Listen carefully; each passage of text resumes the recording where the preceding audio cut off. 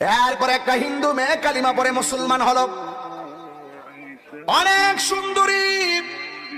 জিজ্ঞাসা করা হলো, বোন কেন তুমি হিন্দু দিকে মুসলমান হয়েছো? ও যুবক ভাই, হিন্দু মেয়েটার কথা প্রায় মাহফিলে বলি শুধু বোঝার জন্য। মেয়েটা বলে, আমি মুসলমান হয়েছে একটা কারণ আছে।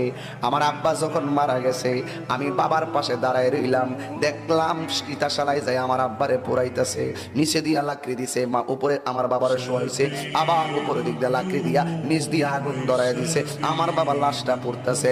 হঠাৎ করে আমার বাবার পা গুলো ঠেঙ্গা মেরা দাঁড়ায় গেছে, লাঠি দিয়ে আমার বাবার লাশের উপরে বাড়ি দিছে, বাড়ি দিয়ে আমার বাবার লাশের পাটারে সোজা করছে। এবার কিছুদিন পরে আমার আম্মা মারা গেছে। আমার আম্মা বড় পর্দাশীলা ছিল। আমার আম্মা এত পর্দাশীলা ছিল, যদিও হিন্দু কিন্তু নিজের পর্দা নিজের শরীরটা তিনি ওপেন করতেন না। কিন্তু ঘটনাক্রমে একদিন আমার আম্মা দুনিয়া থেকে বিদায় হয়ে গেল।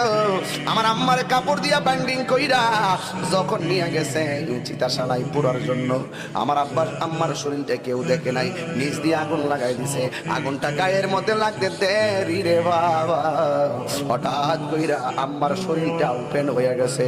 যেই মার বডি কেউ দেখে নাই, শেষ বিদায়ের সময় মার বডিটা ওপেন হওয়ার পর আমি বড় লজ্জায় পড়ে গেছি।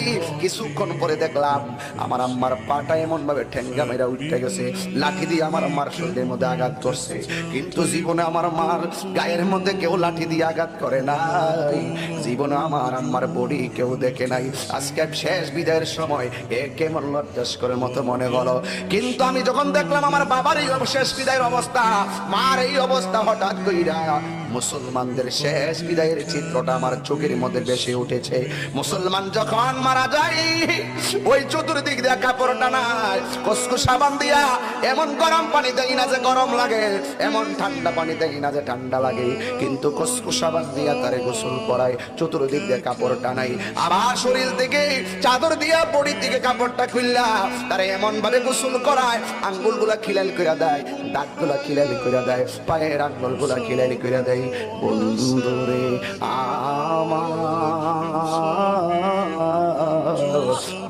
আমার চিরে বাবারা, এই আমার হবিগঞ্জের বাবাজিরা গো, ও আমার শাস্তাগঞ্জের বাবারা, যত জায়গা থেকে আপনারা এসেছেন, ইন্দিমিন টাইমে ডাক দিয়ে বলে, আমি মুসলমানদের চিত্র মনে হয়ে গেল। মুসলমানরা গোসল দেয়, কানের মধ্যে তুলা লাগায়, ভিতরে যেন পানি না ঢুকে। কথা কন ঠিক কিনা? এত মায়া কান দিয়া তুলা ঢুকাই,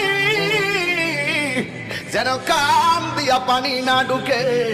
কত মায়া কইরা মুসলমান রে গোসল দেয়, আবার আতর গোলাপ জল দিয়া তার সুগন্ধি ছিটাইয়া দেয়। আবার দেখবেন পায়খানারে অনেকে ঘৃণা করে, একজনের পায়খানা দেখলে আরেকজনে ঘৃণা করে, মুখের মধ্যে নাকের মধ্যে আঙ্গুল দিয়া দইরা রাখে। কিন্তু